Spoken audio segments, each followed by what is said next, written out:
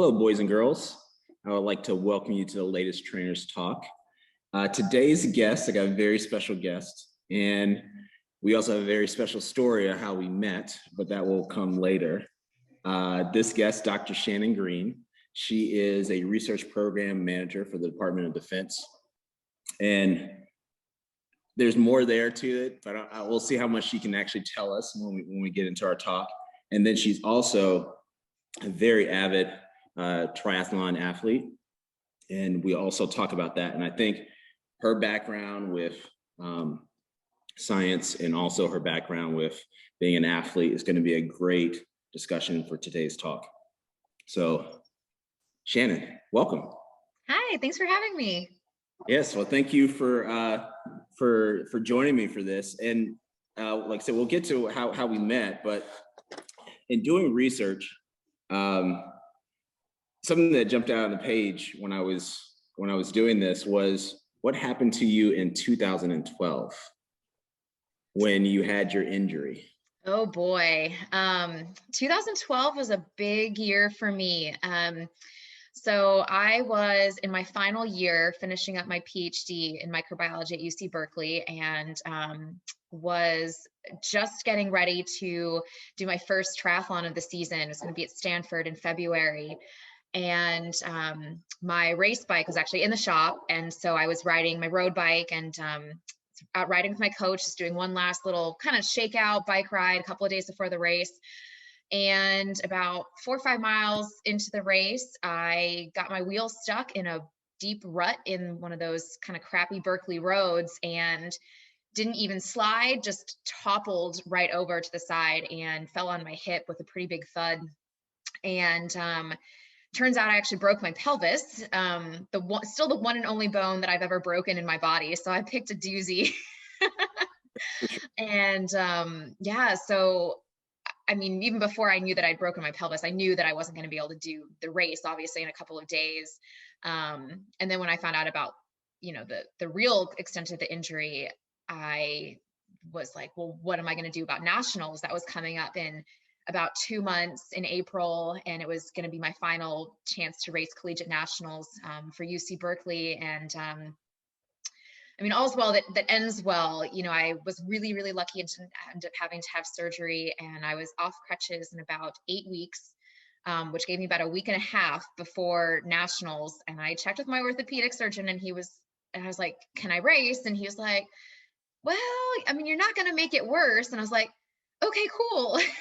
So I went with my team down to Alabama, and I, swam really fast because that was basically all I was doing for that 8-week recovery period, just swimming. Rode my bike really, really slow. Just my goal is not to crash again. And then I walked the 10K. So it was the slowest 10K that I've ever done, the slowest race I've ever done.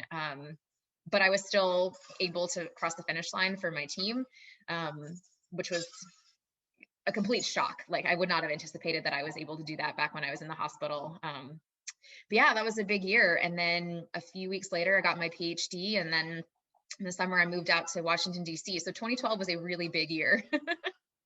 Yeah, I mean, the reason why that stuck out, and the reason I wanted to start with that was when you look at your education, PhD from Berkeley in microbiology, Caltech, you're not short in the brains department. I'm a big nerd. You can say it. Yeah. No, I'm not even going to say that. But what I'm going to say, though, is like reading that story, what that really shows is how you got there. It's like one of the characteristics of you. And I know there's going to be more that when we talk that is out of there, but that just shows your determination and how tough you are, that you had that experience and you were thinking, how do I solve this problem? Mm-hmm. And still compete and still do my best at that moment. And so, taking that type of story, which, like I said, jumped off the page for me, where did that come from? What was it like growing up? Where did you grow up, and a little bit about your family? So I grew up in Austin, Texas. I have 2 wonderful parents and a younger sister, and Austin's a very active city. So we grew up kind of dabbling in a lot of different sports. Tracy, my younger sister, was a phenomenal runner and really great soccer player. And I definitely gravitated towards the pool. It did take me actually quite a while to convince myself to do swim team. I had been doing swim lessons since I was probably like 2 or 3 years old, and would do swim lessons like every summer, always working with these different coaches. And I think for some reason, I thought that being on a swim team would make swimming less fun. Yeah. That was just how my mind worked. And eventually someone convinced me to just try our neighborhood swim team the summer after 5th grade. And I remember I came home from the first practice and I was like, Mom, like, why didn't you make me do this sooner? Like, this is awesome. So completely turned my brain around. But I think that says something about how my brain works, that I don't really like to be pushed. Like, I like to find things out on my own through my own sort of trial and error. And if someone tries to push me into something too soon, I almost kind of instinctively like pull back. So it needs to be something that like, I feel like I'm taking ownership of my own journey, and I'm able to dive in that way. So yeah, I was a swimmer all through middle school, high school, and a little bit in college. So I went to Caltech with the intention of swimming there. Only ended up swimming 1 year. Basically just kind of got some injuries. The coach, I don't want to say that he lied to me, but he suggested that I come out before the fall semester for preseason. And I was like, okay, that sounds great. I'll get to live in the dorms. I get to meet people early. This will be awesome.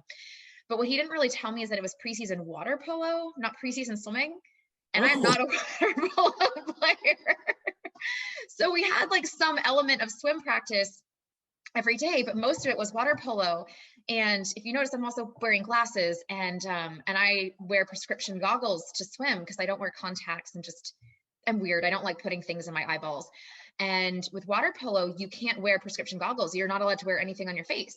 So I was like, well, I can't throw and catch a ball to save my life. Plus I also can't see. So like the only thing I was useful for on the team was the very first part where the referee will drop the ball right at mid pool, and then 2 people from either team like swim as fast as they can to the middle and then just chuck it backwards to their teammates. That was the only thing I could do. And then I was pretty much out. But I tried, and I ended up throwing out my shoulder attempting to play water polo. And so then my swim season was just kind of a mix of injuries. And I think academics also just kind of got the better of me too. Got really into microbiology and was working in the lab a lot. And so essentially quit swimming at that point, and didn't really pick it up again until I was at grad school at Berkeley in 2009 when I did my first triathlon. Yeah, and when you were at Berkeley, when you did who got you into your first triathlon? How did that happen? So it was another grad student in the lab right next door to mine. Her name is Elaine, and she had also been a swimmer when she was younger, and she had done a sprint triathlon the year before. And she and some other friends were going to do a sprint up near Sacramento, and they convinced me to do it. And it was such an awful race. Like, I feel like I did absolutely everything wrong. Yeah. I bought a bike maybe 2 or 3 weeks before the race, and I really hadn't ridden a bicycle since I was maybe like 9 or 10 years old. And I think at that point, I probably didn't even have a bike that had shifters. Definitely hadn't ridden a road bike.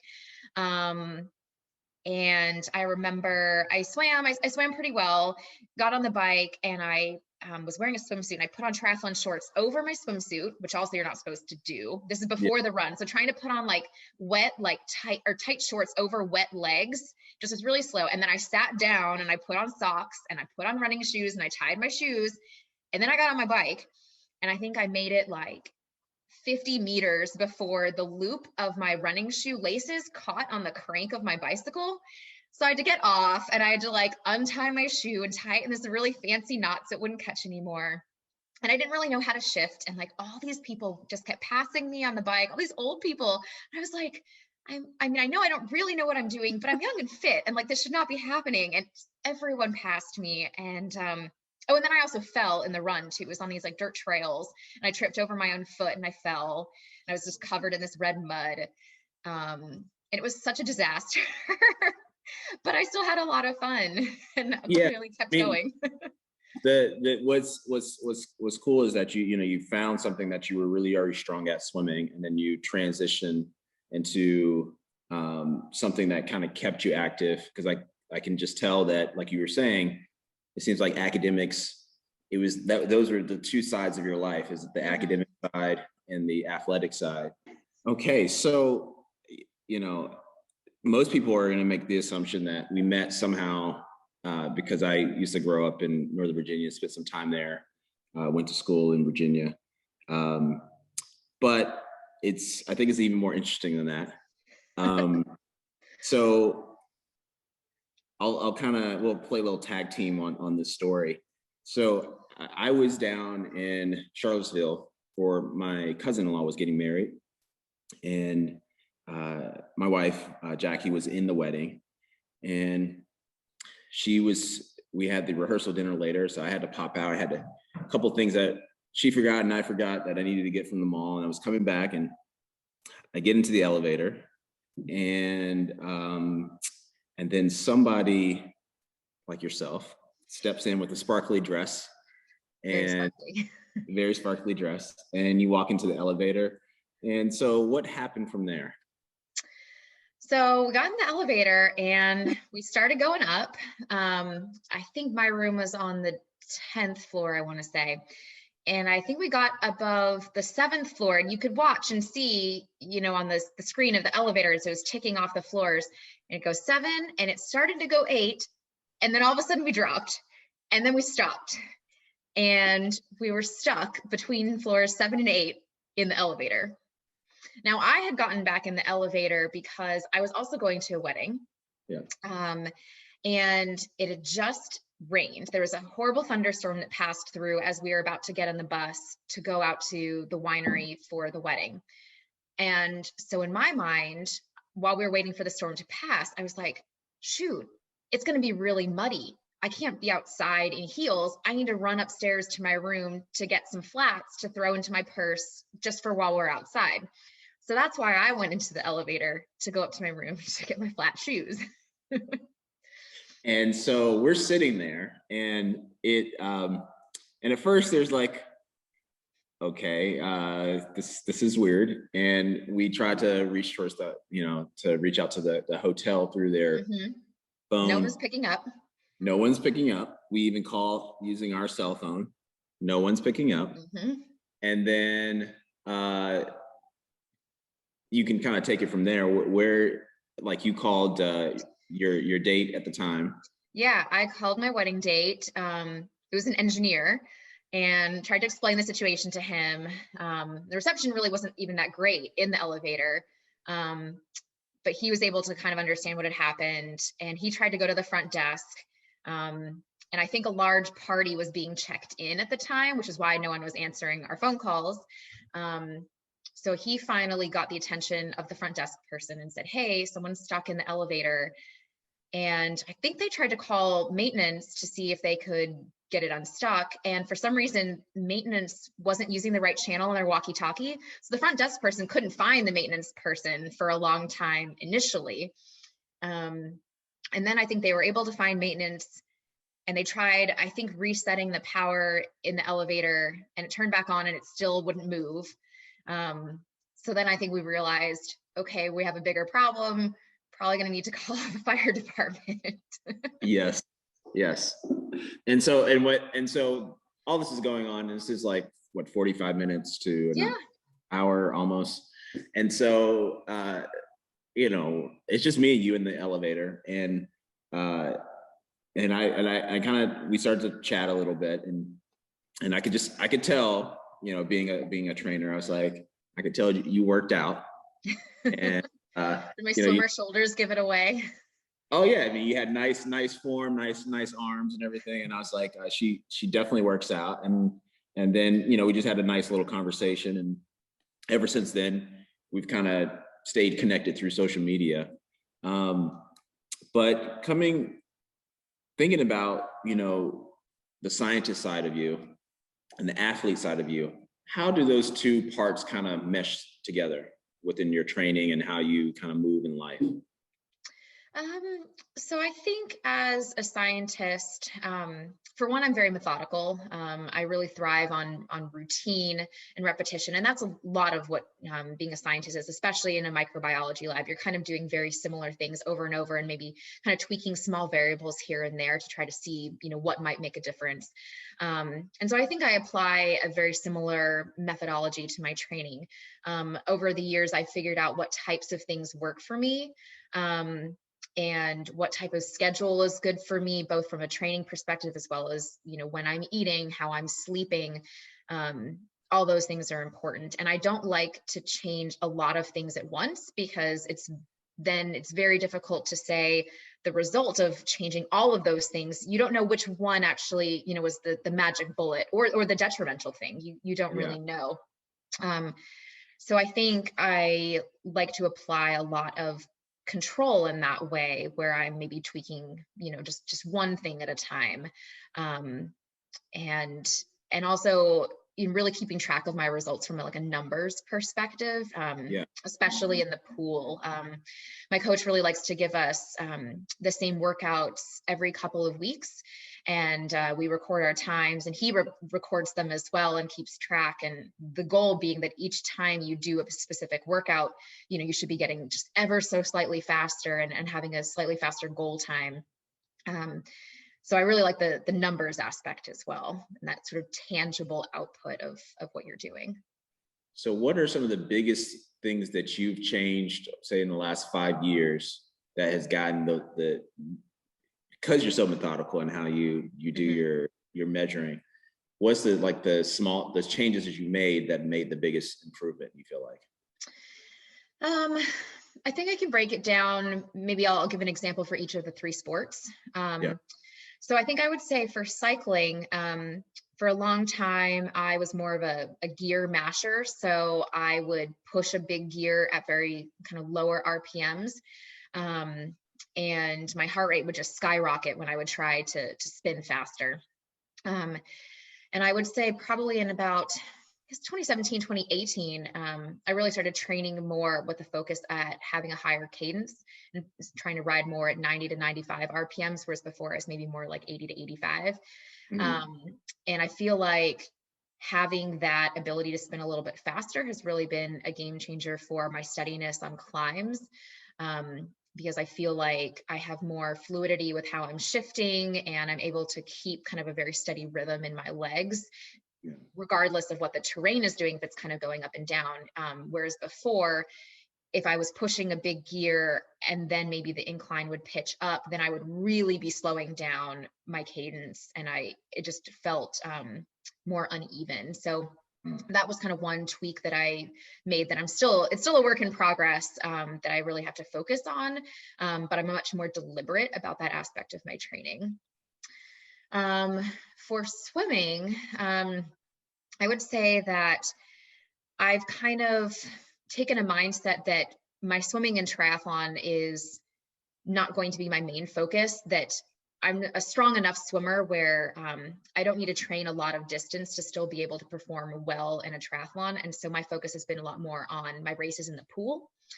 And our swim team's coach, Rich Williams, really subscribes to ultra short race pace training, where our workouts are significantly shorter in yardage than I ever did as a kid. Normally we'd be cranking out like 7,000 yards in a practice. And now I may be lucky if I crack like 3,000 yards, but everything that we swim is at a goal race pace.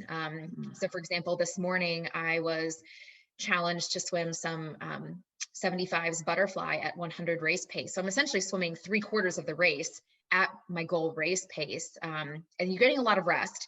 But the idea is that each one of those repetitions is really training your body to know exactly what that rhythm feels like, to know exactly how you're going to breathe in a race, how many dolphin kicks you're going to take off the wall. And you really get that muscle memory that translates to the pool. So that's been a deliberate change as well. And then with the run, I would say my change has less to do with running itself and more with the preparation. So after I fractured my pelvis, the left side of my body got pretty weak, just because I fractured the left side. And I was already a rather right dominant athlete anyways. I'm right-handed, and my right arm is always much stronger than my left. And so my right quad just kind of got enormous as a consequence. And so I worked with a physical therapist friend of mine to really try to retrain the link between my brain and my left leg, especially like my left glute, to make sure that I'm really driving from that glute. And so we did a lot of work on like single leg wall sits and single leg squats and things like that to really, make sure that I'm engaging, my glute, my hamstring, my quad all together on my left leg to have a more balanced stride and stay more injury free. So, that was something that we really started working on in, I guess, 2016, 2017. Yeah. There's a lot of little things that, there's so many nuggets that you put in that, breaking it down. One of the things that I love is that the swim strategy within, knowing that it is your strongest thing, where you're going to get the biggest return, and doing, and overworking your shoulders and doing this, crazy long distance when you're already a very proficient swimmer, but focusing on the feel. And I think that makes more sense as you get older, that when I'm working with different clients is, especially as they get older, is to try to find the things that are bang for their buck and not trying to overwork them, the whole goal is for them to be strong and agile and whatever they need to be when they're out in life. And so have that longevity. Exactly. Versus them walking out of the workout and feeling like they just got their ass handed to them, So what, you talked about your routine. What is, kind of give me a little bit of a breakdown of what is your training nutrition schedule like within the scientist's schedule? Oh boy. So this question makes me giggle because anyone that knows me knows that I have the worst sweet tooth. It's awful. Actually, right now, our swim team is doing a lifestyle challenge for the month of March where you get points for doing workouts, but you also get points for prioritizing recovery. So if you like worked out 6 days a week, you actually get a point if you take the 7th day off, just to try to facilitate a healthy lifestyle. But one of the there's a couple of other points that you can get for like eating a bunch of fruits and veggies. That one's easy for me to do. But the other one is you get a point for every day that you abstain from alcohol, soda, and junk food. So the soda is easy because I've actually never liked it. I always hated it as a kid. Just, it's not a part of my diet. So I was like, cool, got that. Alcohol, that's fine. I can, kind of take it or leave it during training. But junk food, if it's like ice cream or baked goods, oh man, I'm awful. So I already told my teammates in this little challenge, I was like, look guys, that's one point that I'm absolutely never going to get. I already had a brownie for breakfast, for goodness sakes, and another one with lunch. So I might not be the best example. And my friends like to joke that I really should have diabetes. I don't know how I don't. But I will say that I balance that out with eating very healthy through the rest of my day. I don't like count calories, and I don't, weigh grams of protein or anything like that. I find that actually when I'm working out really hard, my body naturally does crave just a lot of fruits and vegetables anyways. And I just try to, I guess, mainly adhere to like the whole eat your colors type of thing. So making sure you're eating, different colors of vegetables and different varieties of fruits. And luckily I've always been a fruitaholic as well. So that's just something I've always kind of gravitated to. And as far as like nutrition and training, I don't eat before I swim, or at least within an hour window before I swim, just because I really don't like the feeling of having anything in my stomach. I feel like I just kind of get bloated, and it just, especially if I'm going to be sprinting, it just does not feel good. And actually same for a run. I usually don't like to eat maybe within an hour of a run. Biking is a little bit different because you're very stationary and your stomach isn't sloshing around. So I kind of have more flexibility there. If workouts are under an hour, I usually don't take in any calories, usually just water, Maybe a little bit of Gatorade, just depending if I feel like I might be needing some electrolytes, more so than for the sugar. Yeah. But if it's over an hour, then I'm definitely very conscious of, making sure that I'm, fueling my body. Your body only has about 2 hours worth of glycogen stores. And that's, fine if you're maybe really trying to lose weight, or, maybe trying to slog through a 2-hour workout, fasted or something like that. But in general, I don't like to get myself to like a super depleted state. I like to stay pretty even keel. I think it keeps my mind sharper. And as I'm going through a workout, I'm better able to focus. Yeah. So yeah, I'm making sure that I'm getting in some solid foods. Yeah. And I think to preface what you're about your sweet tooth, I think you need to tell the people what is your Instagram handle. Sprinkle Shannon. And actually that's my name on the Zoom. So for anyone watching the video recap, it says Shannon Sprinkles Greene. Yeah, I have been a sprinkles fanatic ever since I was a little kid. My dad has this home video of me. I think I'm probably about 2.5 years old, and I'm decorating Christmas cookies with my mom, or that my mom had baked, and I'm decorating with my dad, and there are these gingerbread men, and my dad's kind of showing me how to put the frosting on, and which I wasn't very good at, but then he gives me a bowl of sprinkles to decorate, and he sort of demonstrates how I'm supposed to just kind of dabble them on. And I just grab this like huge handful and just dump it all in the first cookie that I see, and then he's like, okay, well, let's do the other ones. And then I grab the sprinkles off of the cookie that I just decorated and put them in my mouth. And then I start digging up the other little sprinkles that dropped on the side. And I'm just a fiend, basically, and couldn't focus anymore on decorating. All I just wanted to do was eat them. So yeah, I put sprinkles on all my ice cream.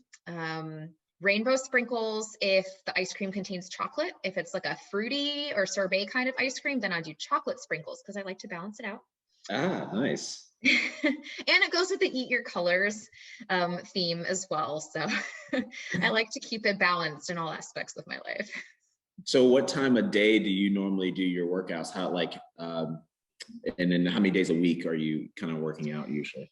I'm usually training every day, and most days are twice a day.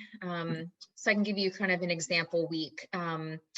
So yesterday morning, woke up, took my dog to the dog park at 7. I came home and I did a core workout where I'm, doing some body weight exercises, stuff with a resistance band, using a stability ball, things like that, for about 45 minutes.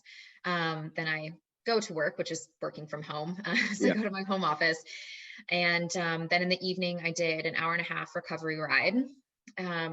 Then this morning went to the pool, did actually a really hard sprint workout. Then later this evening, I'll do another kind of 1.5-hour bike ride, but a little bit tougher. Definitely with some intervals thrown in. Wednesday morning, I'll do a run, and then I'll probably lift in the afternoon. Thursday morning, Thursday, I think I'll probably just be a one workout day, I think, because Thursdays I tend to have an early morning meeting, but I'll do a recovery bike ride. Friday I'll swim, and I'll lift then in the evening. Saturday I do a long bike ride. So here in Virginia, we don't have the wonderful year-round weather that you guys do in California. So we're still kind of emerging from winter, seeing a little bit of spring, but it's tenuous at the moment. So over the winter, I've actually been doing my long rides inside on a virtual riding platform called Zwift. And the fun thing about Zwift is you can set up these virtual meetups with people that live wherever. So one of my good friends lives in Florida and my dad lives in Vegas, and the three of us have been riding together every Saturday morning. And so we're just texting each other in our little virtual worlds and our avatars. So just riding in the virtual worlds together. So that's been really fun, just to, make the hours go by and have people to chat with. And then Sunday, I'll usually do a run in the morning and then an afternoon swim. And that's my week. Oh, cool. Is there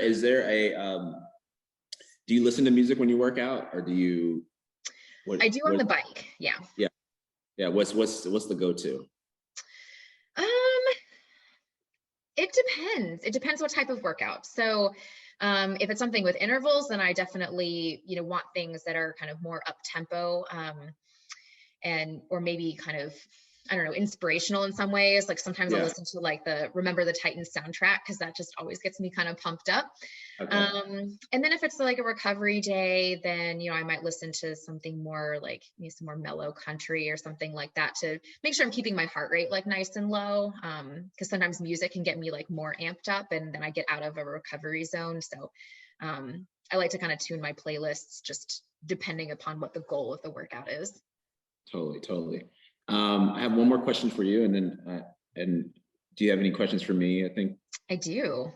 Okay, so I have one more question for you. What's in something that's happening in your field, or something that is gotten you excited about what's going to happen in the next 5 to 10 years? Oh, that's a good question. So I work on science program management for the Department of Defense, and our group is funding research and development for pandemic preparedness. So we had started a program back in 2018 that was looking to work with academic groups as well as companies to develop a rapid response platform for being able to very quickly identify protective antibodies from people that had been infected with a novel disease, and then being able to manufacture those antibodies as a therapeutic. And so we had started this program back in 2018, thinking this is going to be a capability that, could be deployed, 10 years in the future or something like that. And then, fast forward to, December 2019, January 2020, and we start seeing, the very first cases in the US of COVID-19. And we were able to essentially tell our groups, we're like, hey, like you guys are already, as a part of your research effort, every year kind of doing a capability demonstration where you pick the pathogen that you want to work on, whether it's flu or Zika or something like that, and you put your system through its paces, and you find these antibodies and you manufacture them for animal testing. Like, let's go, like let's actually try this on COVID, right? And so this was something that was just super exciting, but also scary, because you're like, this is, an oh shit moment, because the antibodies our groups find, could actually go into patients and could really make a difference in the pandemic. And, that's what has actually happened. One of our groups discovered, one of the first antibodies against the virus, and, did a partnership with a large pharmaceutical company, Eli Lilly, and that antibody received emergency use authorization, and it's been, saving lives, Awesome. which is so incredibly fulfilling. And even though I'm, not a practicing scientist with like, my hands at the bench and doing that, just the fact that we've been able to, help the company be able to succeed, to do what they need to do to respond to the pandemic has just been very exciting. And I think that in going through this process, as fast as we were able to go, we're still able to identify areas where we could go faster with additional, research and development investment. And so that's what gets me really excited about the next, 5 to 10 years. Like, how can we push not only, the science of antibody discovery and testing faster, but also, things in manufacturing as well. I think there's been a lot of articles in the news about, reliance on a global supply chain for not only things like masks, right? That was highlighted very early on, but even, chemical reagents or even plastics that labs need in order to, move liquids around, or, pipette tubes and things like that.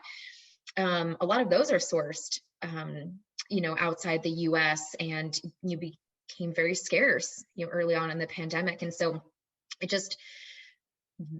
this event, this 2020 pandemic has really highlighted a lot of key areas where future investment could be game changing for the next big one, if and when it comes. So this has been a big year for me, both personally and professionally. But it's been crazy, but also just rewarding to know that something that I kind of helped, touch from afar is helping people. Like that's been a really big deal. That's cool. That's really cool. Yeah, thank you for sitting down with me. And this has been really, really great to kind of get to know you and talk it through. What questions do you have for me?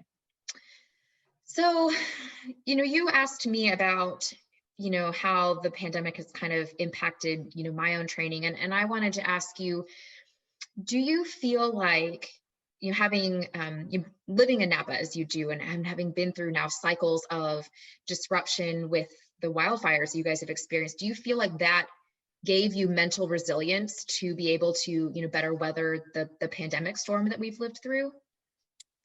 I would say uh, me and Jackie, it's almost similar to your year of 2012. Hmm. I think you definitely sharpen your tools, you sharpen your sword in years like this, but they had to already be so much sharp before you even got into this year. Hmm. I think what we learned and what we were able to prove is we just kept moving. We Hmm. just kept moving forward. We didn't stop the train. We never closed. Our physical spaces sometimes was closed, but we would do classes on Zoom. We would work with clients through FaceTime, and we even built out our app, which luckily we were planning to do before the pandemic, and we were already starting to work on it. So we were already shifting that way, and we were one of the few gyms in the area that didn't shut down at all. We had services going the whole time.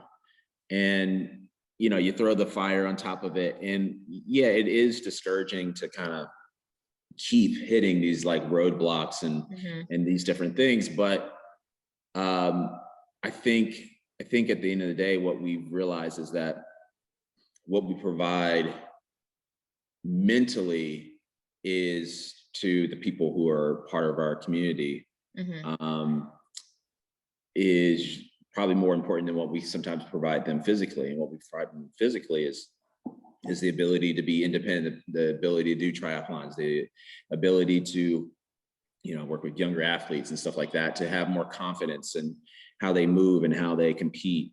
But it was one of the few places where we could do outdoors things where people could like see each other and Hmm. like, hey, how's it going? Yeah, not And feel so actually, alone. yeah, and I mean, you talked about that, like that community, like you enjoy the workouts. There's a mental piece, there's a meditation piece to the workouts for yourself, but like you said, you do need to see people sometimes, and you do need to be able to like just have a dialogue with them that does that. And the I think the pandemic and the fires prove that what our parents laid as a foundation and what we've learned over the years is we were built for it in a way. So I guess kind of a follow-up question.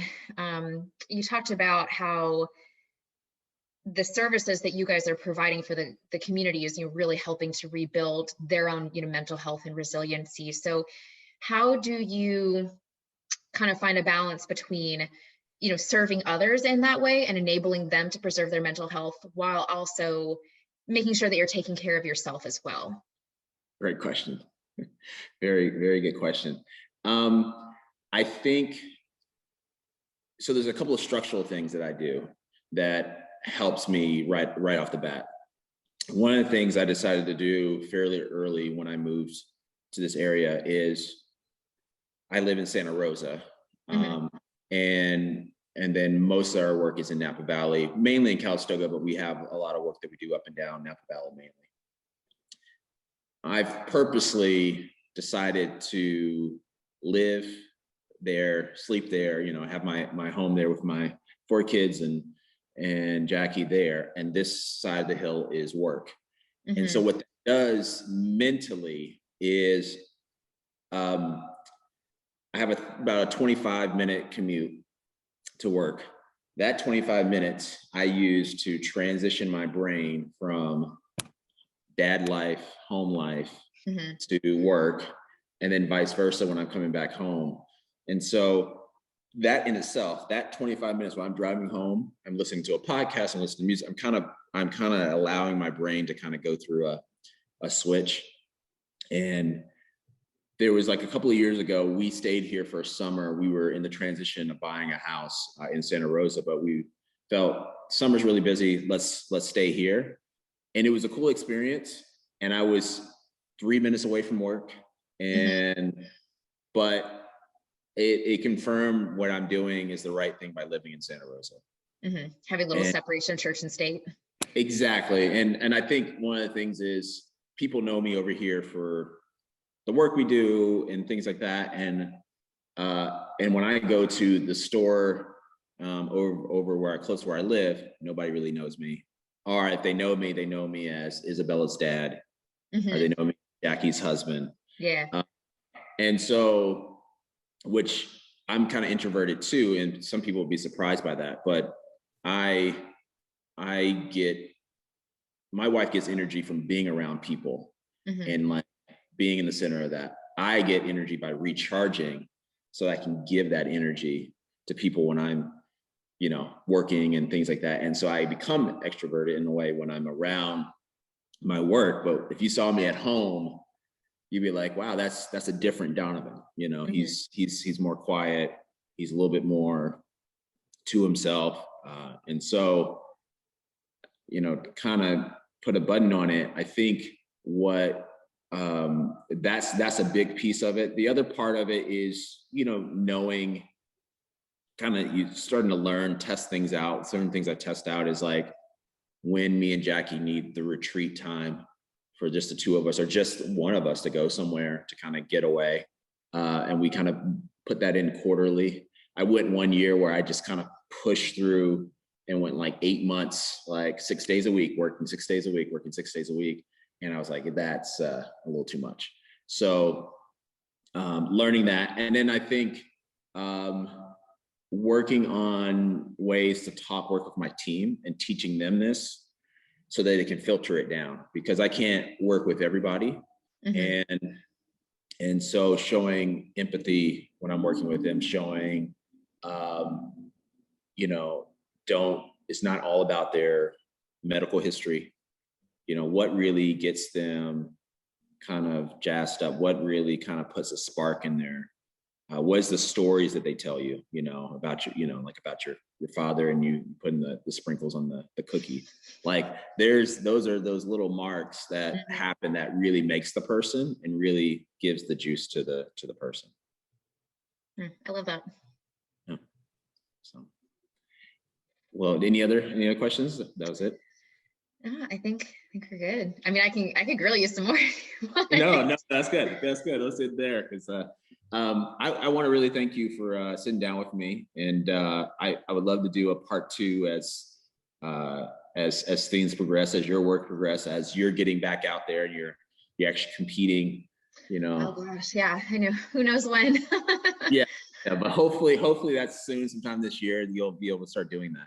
Yeah, I would love that. I think I'm most craving doing a swim meet. My bike and my run, I feel like has been holding just, pretty steady. I'm just kind of maintaining right now, because I don't, without any races, I don't really feel a reason to, really push myself and kind of push the envelope. I think it's just not really sustainable anyways. So just kind of maintaining. But my swim training has actually been going really, really well. And I had started experimenting as being a 400 IMer starting in 2018, or no, I guess 2019. But like my backstroke and breaststroke are like finally starting to feel like real strokes. Like I never raced them really as a kid. I was terrible. But I feel like I'm finally kind of turning that corner where it's like kind of coming together, and I'm just like really getting that itch to, put on a race suit and dive off the blocks and like see what I can do. So yeah, I don't know when that will be. I mean, master swimming has, significant older population. So I think it's wise to continue to be really cautious, with swim meets until everyone is vaccinated and such. But I'm hoping for the fall. Oh, awesome. Well, thank you again.